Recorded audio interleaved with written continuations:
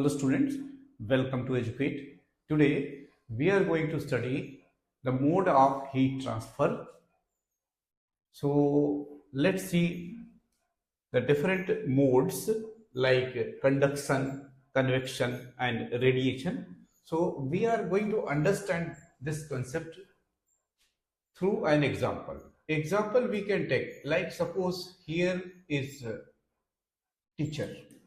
This is position of a teacher sitting on the chair, and there are students A, B, C, D, E, F. Teacher has 6 books. Now teacher wants to give these books to these boys. So what are the possible ways? Number one, what can teacher do? He can hand over those 6 books to A. He gives all 6 books to A. Now, A retains his copy and passes 5 copies to B. Now, B retains 1 copy and passes 4 copies to C. C retains his copy and passes 3 copies to D. D also retains his copy and passes 2 copies to E. And then E retains 1 copy and passes last copy to F. This is how books are distributed. So such a process is called conduction. Conduction means, suppose this is metallic rod. So when you heat at this point, then molecules or atoms will take heat and they will retain their part, and rest amount of heat they will transfer. This is how each particle will receive heat. So this process of heat transfer is called conduction. So this is one method. What can be another method? Every child or every student goes to the teacher and receives his copy. He goes and comes back. He goes and comes back. He goes, comes back. He goes, comes back. He goes, comes back. He goes, comes back. Right? So this is another method. That is called convection. In case of convection, what happens?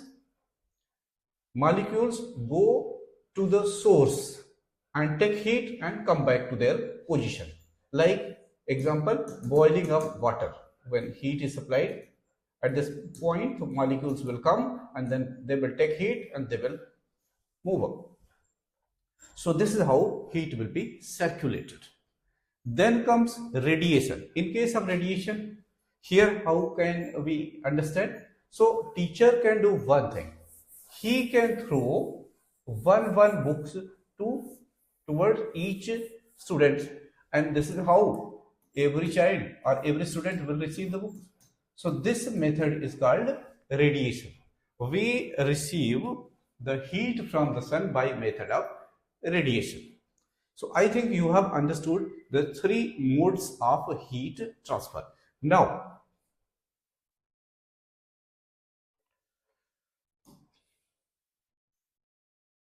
we are going to study in detail the conduction, and for that we will define coefficient of thermal conductivity K. So let's understand it. How? Suppose we have a body and whose faces are, suppose, like this. So this face has, suppose, area A. We are considering the cube. So each face will have same area, and here heat is being supplied. And suppose temperature of this face is T1 and temperature of this face is T2. Now, heat will depend on what factors? So, heat Q, heat transfer will be Q proportional to area, right? The face on which heat is being given. Q proportional to temperature difference, T1 minus T2. Q proportional to time, Q inversely proportional to gap, means the separation between the two faces, X. If we combine these all, what do we get?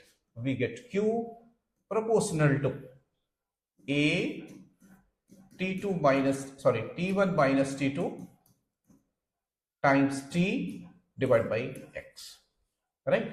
Here we need a proportionality constant. So we write Q equals K times A T1 minus T2 times X divided by, sorry, times X, no, it is times T divided by X. Or if we write Q upon T, this can be written as H, which is given here, if you see, right? So H will be equal to K A, here if you wish you can write delta T, time being let's keep it T1 minus T2, and this is X, right? Here L means if X becomes L, then we will get this relation. K is coefficient of thermal conductivity and its unit is joule per second per meter Kelvin minus 1 or per Kelvin, or it can also be written as joule upon second will become watt, then per meter per Kelvin, right? So you have understood the concept. Now here there is one question.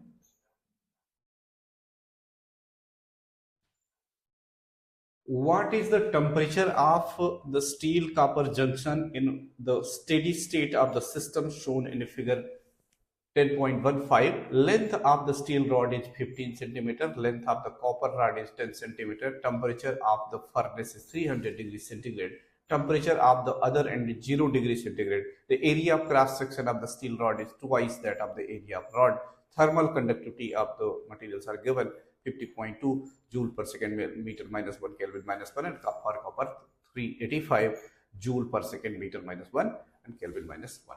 So this is the question. The concept that we have studied, we are going to make use. So let's see how.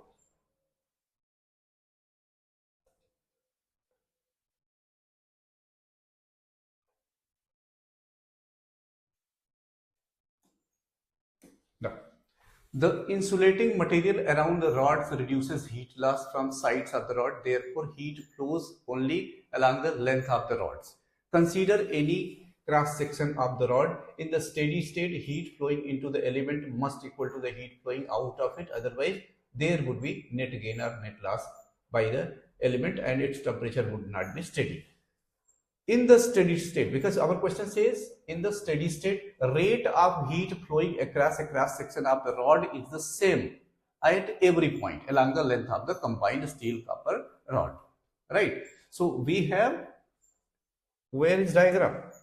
Diagram is here. You can see furnace which is supplying heat at 300 degrees centigrade, and here the steel, this is copper. Area of cross sections are different. Then this is ice. So you can say temperature at this point 300, at this point it is 0. Here what will be temperature? So we will study about that. Now heat transfer is taking place like this. So we are going to consider one by one. So rate of heat flow will remain same. And we have seen what is rate of heat flow. We have defined H like H equal to Ka T1 minus T2 divided by X. We have seen earlier. The same concept here, X means length. What will be length up to this point? Here 300. We take some temperature here and then we can apply till here and then till here. So two parts we can consider, and we will say that rate of heat transfer for this portion, for this portion is constant. So for the two portions we apply separately and we equate. The same thing is being done here. So you can see. So thus in steady state, rate of heat flowing across a cross section of the rod is same at every point along the length of the combined steel copper rod. Let T be the temperature of the steel copper junction, as I told you, in steady state. So you can say for first portion For this portion, the temperature is T, right? Here 300, and for next portion you will see here temperature is T and here it is 0, right? Its length is given, and the thermal conductivity for copper is given, for steel is also given.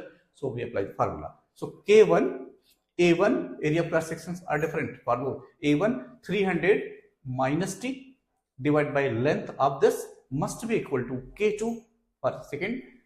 A2 its area, and then temperature T minus 0 divided by L2. Putting the values, it is simple question. When we put the values, so we will get T equal to 44.0 degree centigrade. Now, there is one very good question, very good, you can say. It's not simple, and this question is asked in IIT JEE entrance exam also. So let's see, and you have to be very careful. Example 10.7. An iron bar of length 0.1 meter, A1 is 0.02 meter square, K1 is 79 watt per meter per Kelvin, and a brass bar L2, here situation is 1, L2 equal to 0.1 meter, A2 0.02 meter square, K2 109 watt per meter per Kelvin are soldered end to end as shown in the figure. Now, the free ends of the iron bar and the brass bar are maintained at 373 and 273. So temperature difference is 100 degree, right? Here there will be certain temperature, and same concept you will apply for this portion, Now, obtain the expression for and hence compute the temperature of the junction of the two bars, the equivalent thermal conductivity of the compound bar, and the heat current through the compound bar. So let's see one by one. Situation you understand. As I told you, rate of heat transfer H equal to, you know very well, Ka T1 minus T2 divided by X. This is basic concept that we will make use. And you know that when there is steady flow, then heat transfer, rate of heat transfer will be same for here or here. So the same concept we are going to make use. So let's see. Here given L1 equal to L2 equal to L, length of both are same, 0.1 meter, and area of both are also same. For first K1 is 79, whereas for second K2 is 109, and temperature are given as T1 373 and T2 as 273, right? Up to here there is no problem. Now under steady state condition, you know that rate of heat transfer will be same. So for 2, K1 A1 T1 minus T0 divided by L1. Is it clear? As I told you, you are taking like this. So here if you are writing T1, this is T0, say T2. So for this and for this, heat rate transfer will remain same. Same thing is given. K1 A1 T1 minus T0 divided by L1 equal to K2 A2 T0 minus T2 divided by L2, right? So A1 A2 is same, L1 L2 is same. So we put these values. So what will happen? L1 L2 will cancel out, A1 A2 will cancel out. Then we will be left with this. K1 T1 minus T2 equal to K2 T0 minus T2. And what is our concern? Our concern is to find this temperature.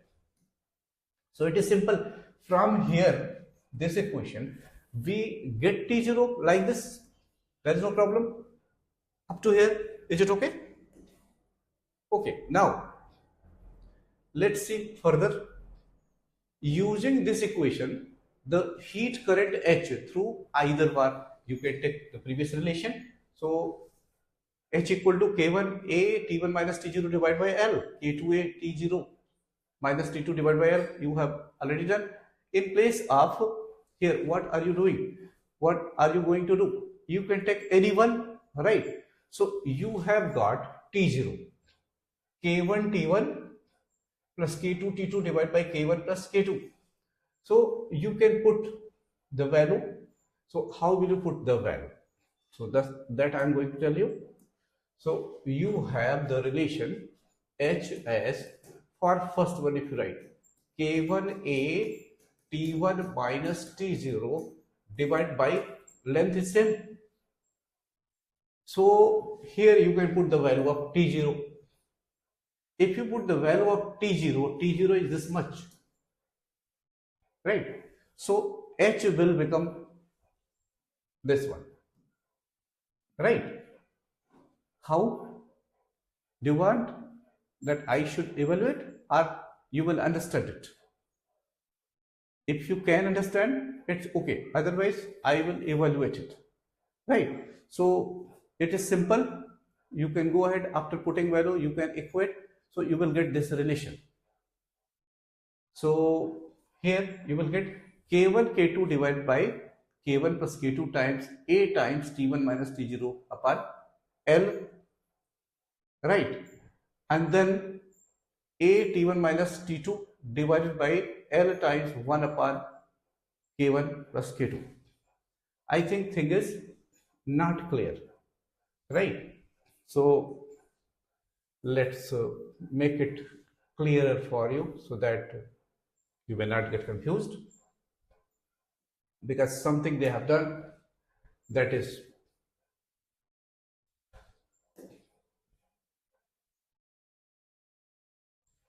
okay. Here H equal to, you know, K1 A1 T1 minus T0 divided by L1 equal to K2 A2 then T0 minus T2, right, divided by L2. That is okay. And the same thing is given here. K1A, area is same. K1A, so and L1 L2 are also same. So H equal to K1, then A you can remove or just write this equal to A. So K1A T1 minus T0 divided by L, right? Now what we can, here they are saying using the equation the heat current H through either bar is. So the calculation we can write K1 divide into A divided by L times, let's write T1 minus, what is T0? T0 you have got K1 T1 plus K2 T2 divided by K1 plus K2. Clear? Up to here there is no doubt. So let's proceed. K1A divided by L times, if we multiply, so this will become T1 K1 plus T2 K2 minus K1 T1 minus K2 T2 divided by K1 plus K2, right? Now some terms will cancel out. Which one? So here K1 T1 will cancel out and K2 will be common. So here it will become K1A divided by L, right? And here K2 will be common. So let's write here K2. Then what is left? T2 minus, what is being taken common? T2 K2. Is this correct? Multiplication, check the multiplication. K1 T1 plus K2 T1. We can erase it so that it may remain clear, because there will be little confusion. So we are here H equal to K1 A1 divided by L1 times T1 minus T0, right? And A1 is to be taken as A and L1 is taken as L. So we write H equal to K1 times A divided by L times T1 minus T0, and T0 is this one, K1 T1 plus K2 T2 divided by K1 plus K2, right? Now take LCM, K1A upon L, right? Then T1 K1 plus T1 K2 minus K1 T1 minus K2 T2 whole divided by K1 plus K2. Up to here, no problem. Now check which term is getting cancelled. Here K1 T1, K1 T1 will get cancelled out and K2 will be common. So we will get K1A divided by L times K1 plus K2 into, you can take common K2, so K2 and then T1 minus T2. So this is a relation that they are making use. So we can say it is K1 K2 divided by K1 plus K2 times A times T1 minus, here temperature is T1 minus what? T2. Up to here, no problem. Further, so let's simplify it. Now what will be next step?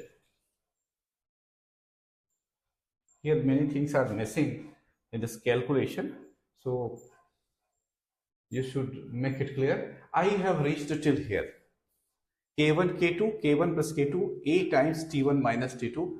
So this is final relation. Till here there is no doubt. Now next step, A T1 minus T2, what they have done, and that is something strange, but you should not worry. Now further we can write it, we can write this term as here 1 upon K1 plus 1 upon K2, right? This term is being written as 1 upon K1 because this will become K2 plus K1 divided by K1 K2, that will go in numerator, so we will get same thing. So we have reached till here, there is no doubt. Now we can write, we can equate it with equivalent thermal conductivity, and length, since total length is L plus L, it will become 2L. So we can write equivalent thermal capacity as H dash equal to K dash, and then A, area will remain same, and temperature will be T1 minus T2 divided by 2L, right? Here what relation we have got? Either you take from here, right? This is also thermal conductivity and this is equivalent thermal conductivity. If we equate these two, so what will cancel out? A will cancel out, T1 minus T2 will cancel out, L will cancel out, then K dash upon 2 will be left, right? So K dash upon 2 equal to this much. Either you write this, so K dash upon 2 equal to K1 K2 divided by K1 plus K2, or K dash gives twice of K1 K2 divided by K1 plus K2, right? Now, so here there is calculation error, so you have understood how to do it. So we have reached till here, we have got the value of K dash equal to 2 K1 K2 divided by K1 plus K2, and we have also got T0 equal to K1 T1 plus K2 T2 divided by K1 plus K2. Now what is left? So we have to calculate numerical values. So for that we put the values of K1, that is given 79, T1 is given 373 plus K2 is given 109, and T2 is 273 divided by 79 plus 109. This will come out to be 315. Now we have to find out this value. So again we can put the values, 2 into 79 plus into 109 divided by 79 plus 109. So that comes out to be this much. So this is second part, and there is third part also. Third part says h dash equal to h, so k dash a T1 minus T2 divided by 12, as we have done equivalent heat capacity when we derived. Now we put the values, so we get 916.1. so that is our answer. I think you have understood. Thank you, Team Educate.